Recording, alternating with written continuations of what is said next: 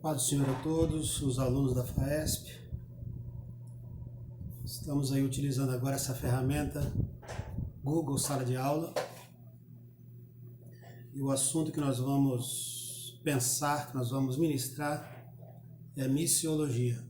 Acredito que todos devem ter essa apostila da FAESP. Eu quero recomendar um livro muito bom, que tem me auxiliado bastante, da CPAD, Manual de Missões, do pastor Oséias Macedo, de Paula. Muito bom esse livro. Pois bem, queridos, missiologia, etimologia da palavra. O que significa missiologia? Expressão que vem do latim mittere, que significa ação, tarefa, ordem, mandado, compromisso, incumbência, obrigação de enviar missionários. No grego, apostelo ou apostolé, que significa alguém enviado por ordem de outrem para realizar uma tarefa. É bem verdade que nós não encontramos esse verbo na Bíblia, o verbo missão, mas encontramos um verbo correspondente, o verbo enviar. Gênesis 12, 45, Êxodo 3:10, Juízes 6:14. Então encontramos aí um verbo correspondente à missão, que é enviar. Olhando para o Gênesis, Deus foi o primeiro missionário. Quando o primeiro casal caiu, pecou ali no Éden, o próprio Deus pregou o evangelho pela primeira vez para Adão, para aqueles que estavam nos lombos de Adão. Nascerá o varão que pisará a cabeça da serpente. Então Deus fez o papel do primeiro missionário, o primeiro a pregar o evangelho. Ele pregou o evangelho chamado evangelho proto, evangelho principal, ou seja, para aqueles que haveriam de sair dos lombos da descendência de Adão e Eva. Aí, olhando para Filipenses 2:8, nós encontramos Jesus, o verdadeiro missionário enviado por Deus. E o texto de Filipenses diz que ele mesmo, sendo Deus, não usurpou o ser igual a Deus, antes aniquilou-se a si mesmo, tomou a forma humana, a forma de servo, e ele veio nesta terra, ele encarnou, nasceu de uma virgem, viveu 30 e poucos anos e cumpriu verdadeiramente o seu papel missionário, anunciando o evangelho a toda criatura e pregando a salvação através do reino de Deus.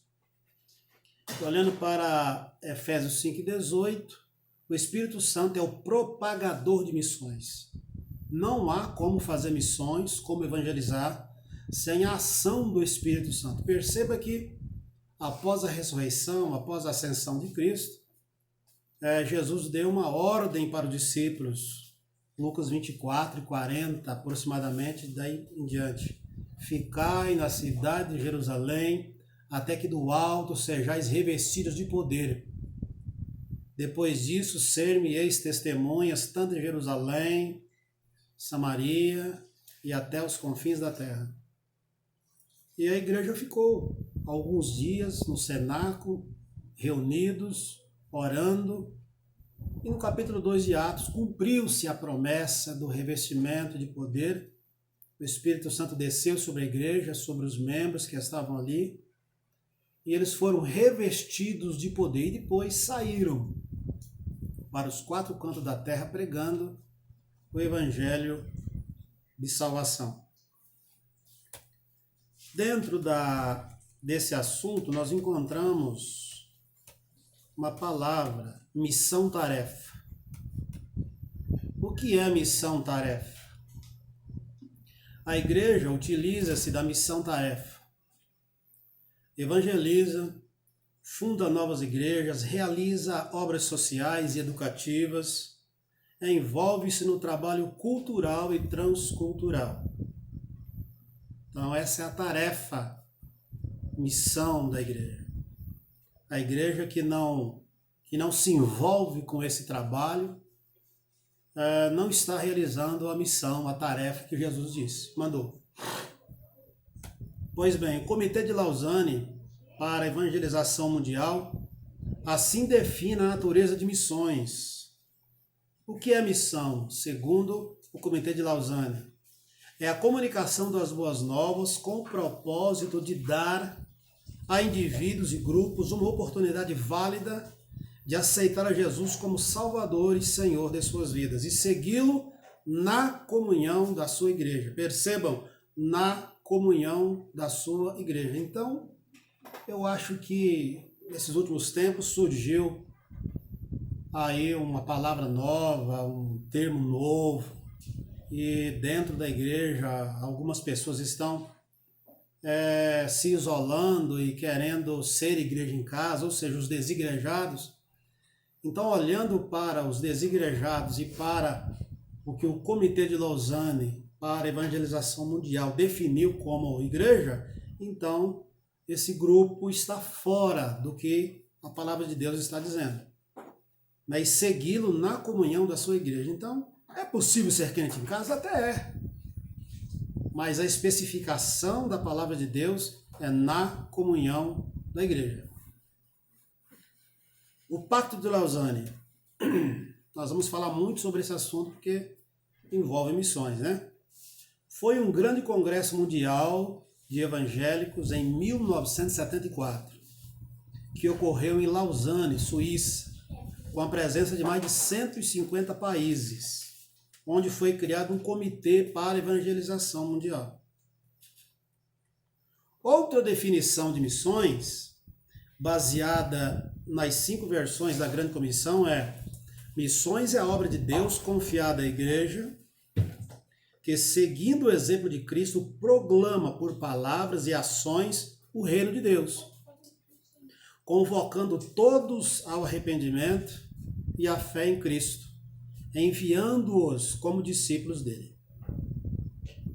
Segundo Henry Vin, secretário da Sociedade Missionária da Igreja, em Londres, missão é o esforço da igreja para estabelecer igrejas que se autogovernem, que se autossustentem, que se autopropaguem.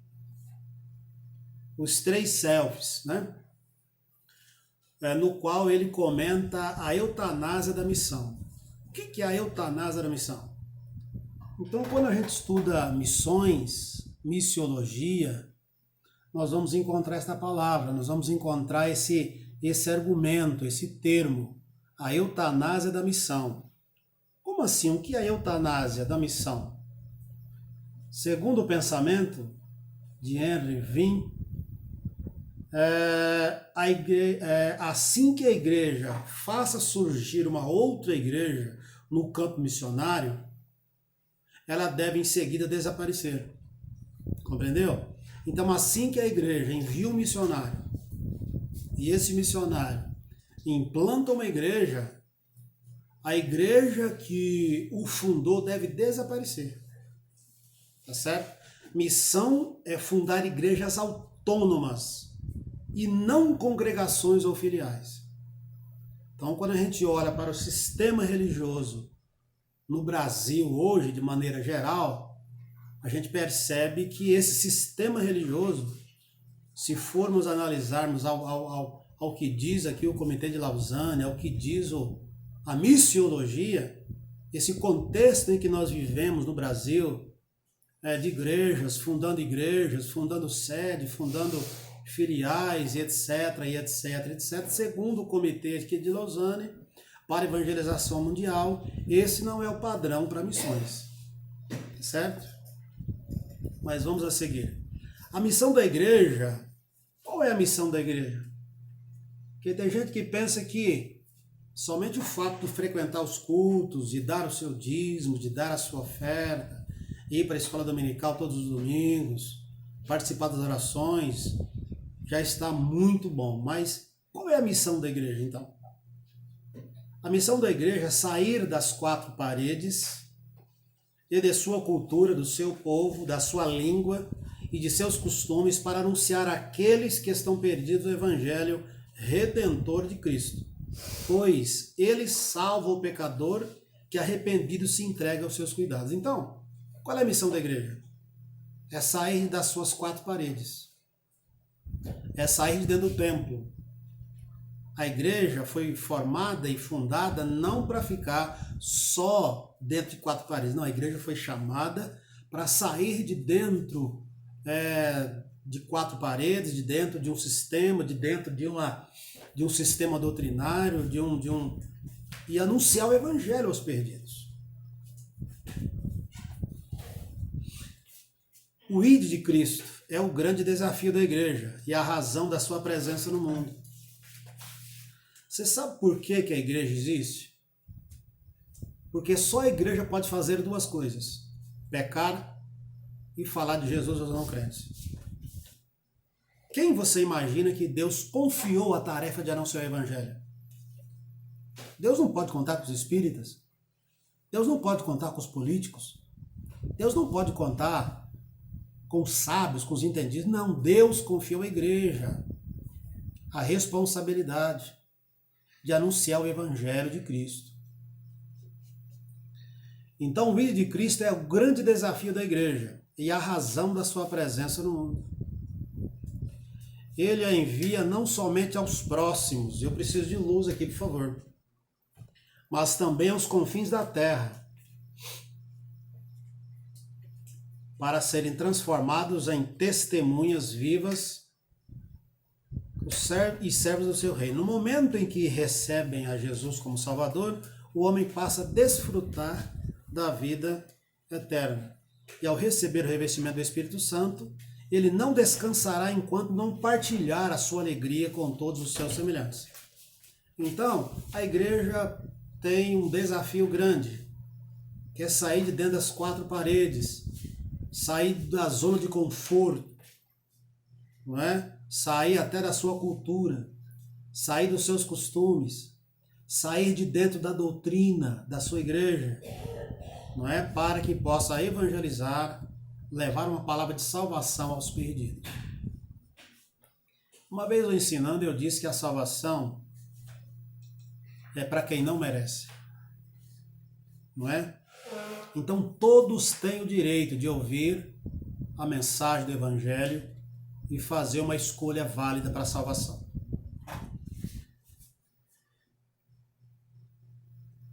A seguir vamos falar de missões urbanas, missões rurais e missões transculturais.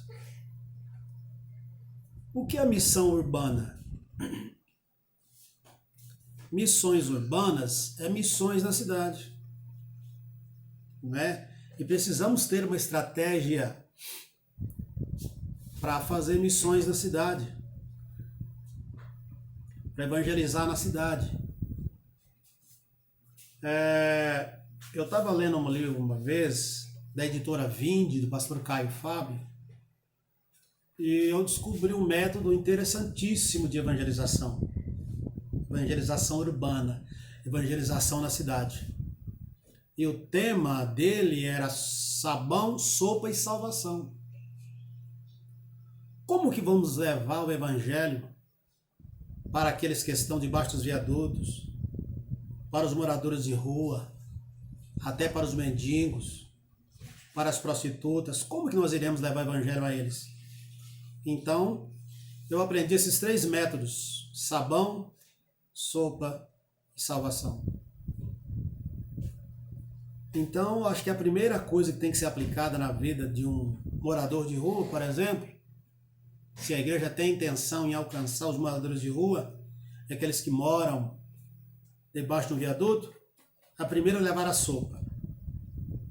Porque eles estão na rua, estão com fome, estão famintos, e eles não vão ouvir o evangelho sem antes matar, saciar sua fome. Então, a primeira coisa que devemos levar é a sopa, é a comida, é um pão, é saciar a sua fome. Logo após, então, sabão, porque certamente o morador de rua não tem um chuveiro, não tem o conforto de um banheiro, então é necessário uma limpeza física, tomar um banho, pentear o cabelo, fazer a barba, trocar roupas limpas, sapatos limpos, depois que tomou a sopa e utilizou o sabão, agora sim é a hora da salvação. Aí sim devemos aplicar a palavra de salvação a ele. Mas antes, a sopa e o sabão, e depois a salvação. Então está aí um método simples para a evangelização na cidade, né? Missões urbanas.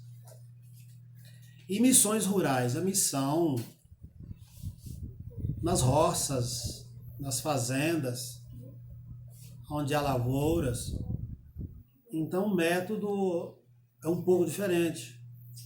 As casas são longes uma das outras, e o povo é muitíssimo simples, geralmente se reúne nas casas, então deve-se utilizar um outro método para fazer missões rurais. E agora missões transculturais.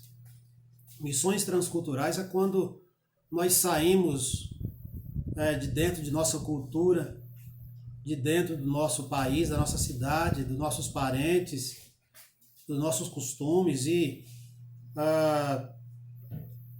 atravessamos as fronteiras para anunciar o Evangelho a um outro povo, a uma outra nação, que fala uma outra língua, que tem um outro tipo de costume, não é? Então é necessário nós termos um pouco mais de preparo, né, para fazer missões transculturais. Que de repente você chega no outro país, no outro lugar, a comida é diferente. Por exemplo, no Peru, a gente sabe que o peruano, quando ele vai preparar um frango, segundo o que a gente sabe, eles não cortam as unhas do frango e nem tira aquele gargalo que tem na garganta. Eles cortam o frango, eles picam o frango com a unha no pé e com aquele gargalo na garganta. E eles picam o frango só em 4 pedaços. Faz e serve aquele frango.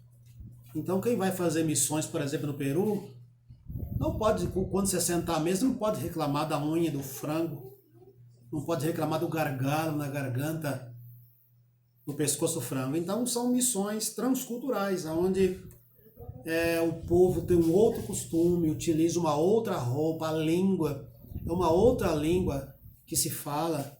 Então missões transculturais, o missionário deve ter um preparo maior. Por exemplo, na África, nós sabemos que as mulheres na África não usam roupa da cintura para cima, só da cintura para baixo. Como agora o missionário despreparado sai do Brasil, vai para a África, anunciar o Evangelho, sem preparo algum, e quando ele chega lá, ele se depara com todas as mulheres na igreja, que estiverem na igreja, sem roupa da cintura para cima. Né? Pode ser que ele sofra um choque cultural. Então é importante que tenha um preparo para quem vai fazer missões transculturais. Evangelização é a pregação do evangelho dentro da sua cultura, ou onde vive o obreiro. Missão é a proclamação do evangelho em uma cultura estranha, diferente, étnica, alheia ao obreiro.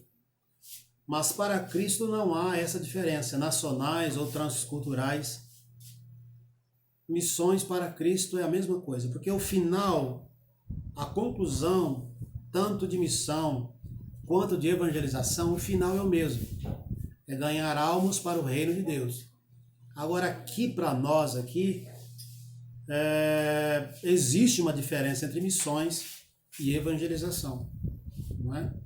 Então missões se refere a transculturais, a missões urbanas e missões rurais. Agora evangelização é mais pessoal, é no nosso bairro, é na nossa cidade, não é? Então não necessita de ter um grande conhecimento transcultural. A seguir, o que é cultura? Que a gente fala muito em cultura, a gente fala muito em transculturação, E a seguir nós vamos entender um pouco sobre o que é cultura, o que é transculturação, o que é enculturação. O que é cultura? Proveniente de culto, que significa atitude de veneração e respeito a alguma coisa ou alguém. A cultura é um conjunto de atitudes e modos de agir característicos do homem, que exerce em conjunto ou em si mesmo, visando uma transformação de forma a melhorar a sua condição de vida. Tá? Cultura é um conjunto de conhecimento de alguém. A cultura é empregada em dois sentidos principais. A, no sentido absoluto, filosófico e pedagógico, diferencia-se de civilização. Designa a vida intelectual de pensamento crítico e reflexivo de um indivíduo de uma época ou país. B, no sentido relativo, antropológico e sociológico, etnográfico, designa aquele conjunto de estilos, métodos, valores, materiais que, juntamente com os morais, caracterizam um povo ou uma sociedade. Qual a melhor cultura? Será que existe uma cultura melhor e outra cultura pior? Qual cultura será a melhor? Não existe uma cultura padrão para se comparar. Não existe uma cultura melhor que outra. Tá? Não existe uma cultura melhor do que uma outra.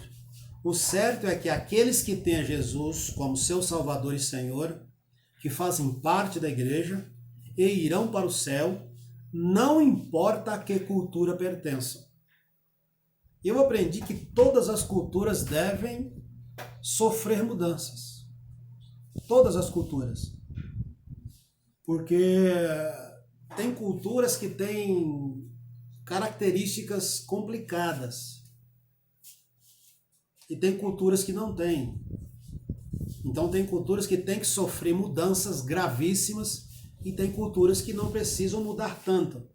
Mas enfim, toda cultura deve-se ter a Bíblia como referência.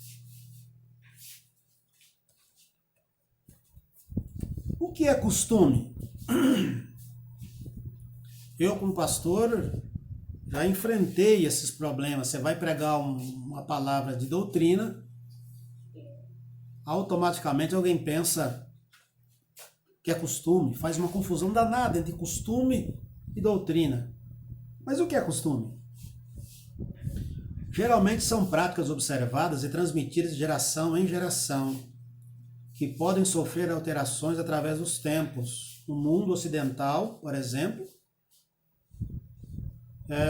casam-se, casar de branco é padrão.